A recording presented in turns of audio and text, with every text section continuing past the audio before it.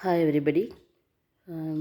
Today we see the videos about 8th standard CBSE Maths chapter 1. ஓகேவா 8th standard படிக்கிற ஸ்டூடெண்ட்ஸோட maths புக்கில் இருக்கக்கூடிய first chapter தான் நம்ம பார்க்க போகிறோம். நம்மளுக்கு ஃபஸ்ட் சாப்டர் எது அப்படின்னா ரேஷனல் நம்பர்ஸ். நம்ம ஆல்ரெடி இந்த ரேஷனல் நம்பர்ஸோட பேசிக்ஸ்லாம் 7thலேயே படிச்சிருக்கிறோம்.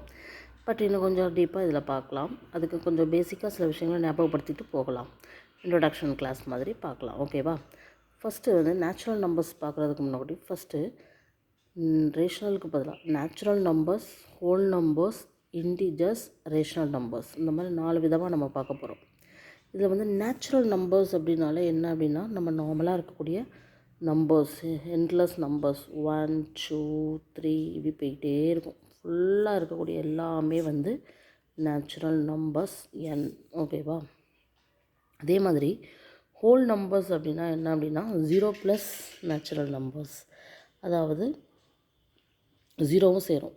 0, 1 2 3 எப்படி போய்கிட்டே இருக்கும்.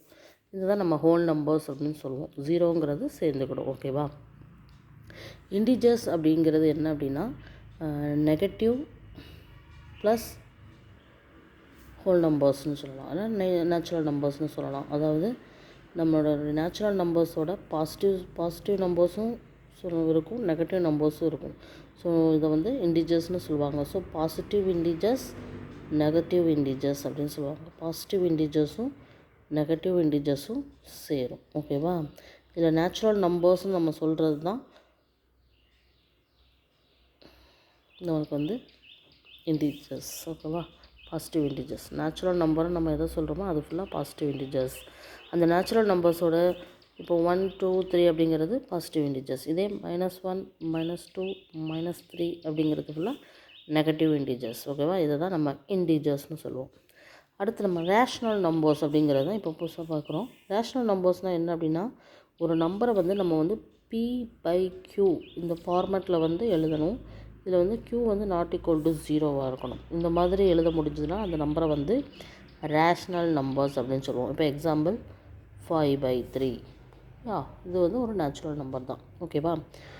இது ரேஷ்னல் நம்பர் தான். ஓகேவா? 5/3 அப்படிங்கிறது ஒரு மேலே இருக்கிறது ஒரு நேச்சுரல் நம்பர், கீழே இருக்கிறது ஒரு நேச்சுரல் நம்பர். இந்த 2 நேச்சுரல் நம்பர்ஸ், அதாவது 2 பாசிட்டிவ் இன்டிஜர்ஸை வந்து நம்ம p/q ஃபார்மேட்டில் எழுத முடிஞ்சது அப்படின்னா அதுக்கு பேர் தான் ரேஷ்னல் நம்பர்ஸ். ஓகேவா? இப்போ இந்த ரேஷ்னல் நம்பர்ஸில் வந்து ஒன்று இருக்குது, அன்ரேஷ்னல் நம்பர்ஸ்னு வருவாங்க. அன்ரேஷ்னல் நம்பர்ஸ்னால்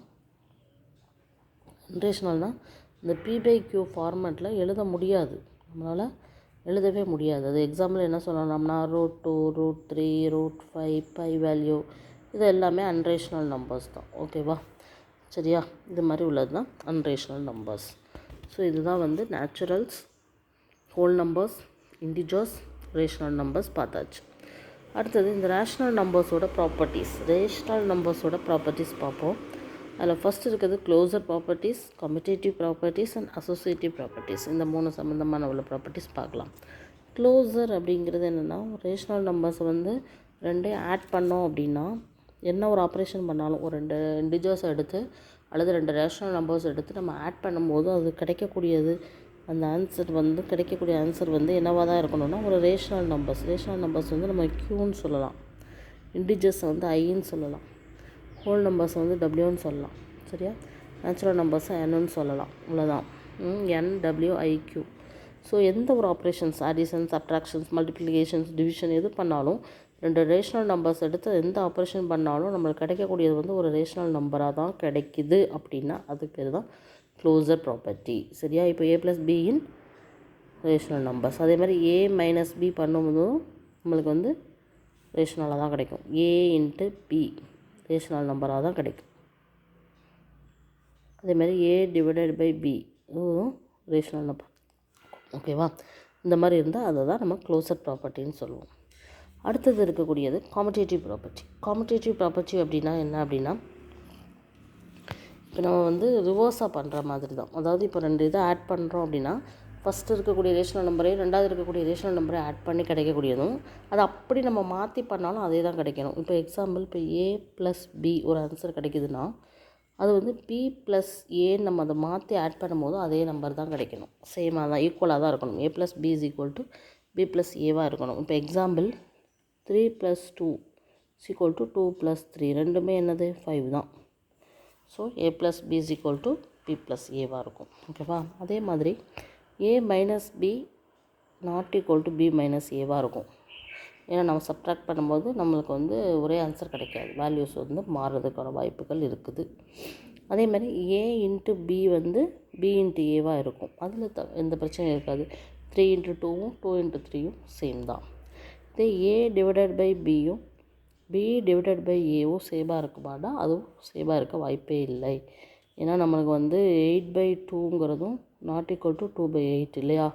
ஆன்சர் மாறதான் செய்யும். ஸோ இதுதான் வந்து காமுடேட்டிவ் ப்ராப்பர்ட்டி அப்படின்னு சொல்லுவோம். ஓகேவா? அடுத்தது தேர்ட் ஒன் வந்து அசோசியேட்டிவ் ப்ராப்பர்ட்டி. இந்த அசோசியேட்டிவ் ப்ராப்பர்ட்டி அப்படிங்கிறது என்னது அப்படின்னா ப்ராக்கெட் யூஸ் பண்ணி நம்ம பண்ணுறது. இப்போ வந்து a plus b plus c அப்படின்னு இருக்குன்னா இதுக்கு ஆன்சர் எப்படின்னா a ப்ளஸ் b ப்ளஸ் சின்னு சொல்லுவாங்க. அவ்வளோதான், இது வராது. a plus b plus c அப்படின்னு வரும். ஓகேவா? இதே மைனஸில் இது வந்து வருமானா வராது. ஓகேவா? a minus b minus c equal to கிடையாது. ஓகேவா? a minus b minus c. சரியா? அதே மாதிரி a into b into c வந்து நம்மளுக்கு ஈக்குவலாக தான் வரும். a into b into c அந்த ப்ராக்கெட்டை மட்டும் சேஞ்ச் பண்ணணும்.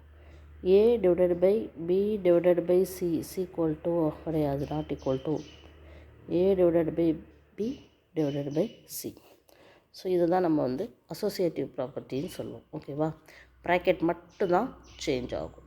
ஓகே, இந்த 3 ப்ராப்பர்ட்டியை தவிர்த்துட்டு ஒரு சின்ன விஷயங்கள் நம்ம தெரிஞ்சுக்கிடுவோம். அடிட்டிவ் இன்வர்ஸ், மல்டிப்ளிகேட்டிவ் இன்வர்ஸ் அப்படின்னா என்னென்னு பார்ப்போம். அடிட்டிவ் இன்வர்ஸ்னால் ஒரு நம்பர் கொடுத்தாங்கன்னா அடிட்டிவ் இன்வர்ஸ், இப்போ ஏன்னு ஒரு நம்பர் கொடுத்தாங்கன்னா அதில் மைனஸ் ஏன்னு போட்டோன்னா அதுதான் அடிட்டிவ் இன்வர்ஸ். ஓகேவா?